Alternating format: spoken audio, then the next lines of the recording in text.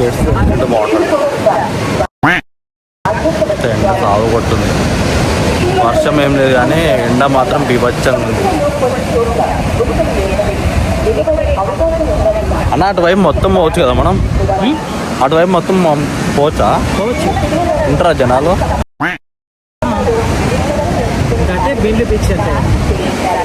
Next అయితే తొట్లకొండకి అయితే వెళ్ళినాం. ఇదంతా పార్క్ అనమాట. తొట్లకొండ వెళ్ళే రూట్ ఇది.